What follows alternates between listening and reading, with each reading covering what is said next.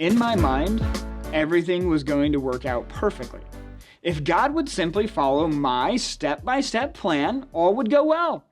All God had to do was get me the job I wanted, make sure it paid really well, and do all this as quickly as possible. Simple, right?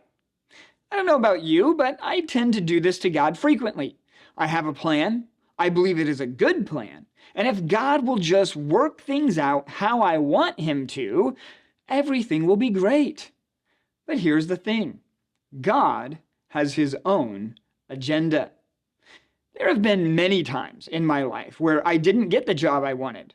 The one I got didn't pay well, and the timing was not at all what I would prefer. God has his own agenda. He knows what he wants to accomplish through my life, through your life, and here in Acts chapter 27, God knew exactly what he wanted to accomplish through the life of the Apostle Paul. Paul has been arrested. His life has been threatened, and now he is on his way to Rome to make an appeal to Caesar. Paul warned them not to set sail when they did. He was ignored, and now they're in the middle of a terrible storm. You and I may not be in the middle of a literal storm, but the storms of life are surrounding us. Here is what will get us through. God has a plan. God has revealed to Paul that he will stand before Caesar and that no life will be lost in this storm. However, it is not all good news because God has also revealed that the boat will run aground on an island. This is one of those moments where we are tempted to scratch our heads. God, Rome is not on an island. If you want me to talk to Caesar, why are we going to the island? When life doesn't make sense, remember that we serve the creator of life. He has a plan. The ship Paul is on is approaching land. They are getting closer and closer. The sailors are worried about running aground, so they throw out anchors. And verse 29 tells us they pray for day to come. Paul, right in the middle of the storm on a ship, surrounded by soldiers, prisoners, and sailors, is exactly where God wanted him for exactly this moment. Some sailors try to escape, but Paul tells the soldiers that they have to stay for everyone to be saved. The soldiers listen to Paul. Why? Because of what they have seen in him. His life, his testimony has had an impact. Paul tells them they need to eat food and that not one hair from anyone will be lost. He breaks bread, gives thanks to God, and everyone eats. Verse 36 is such a powerful verse. Then they all were encouraged and ate some food themselves. This is a small piece of why Paul is there. He is there to encourage people. God places his followers in the middle of the storm so that we can bring encouragement to others. God has a purpose for the storm you are in.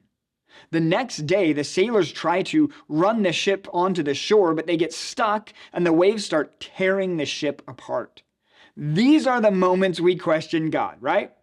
Things aren't going how we expected. We don't understand what God is doing. It doesn't make sense for me to be in this storm. God has a plan. Read with me verses 42 to 44 as this chapter comes to a close.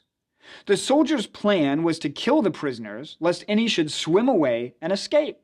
But the centurion, wishing to save Paul, kept them from carrying out their plan.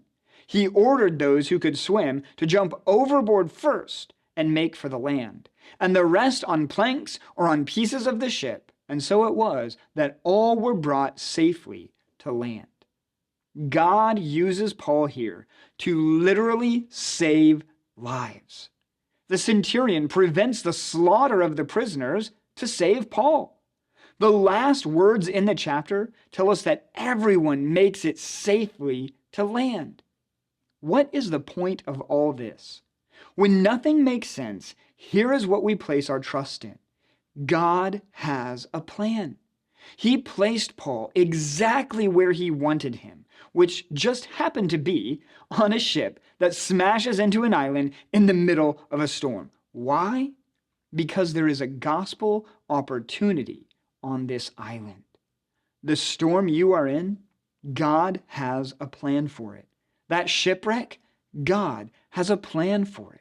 When we are washed ashore on a metaphorical island, God has a plan. That plan includes us proclaiming the grace and goodness of our God to everyone who will listen. Right now, exactly where you are, God will provide gospel opportunities. Our task is to recognize them for what they are.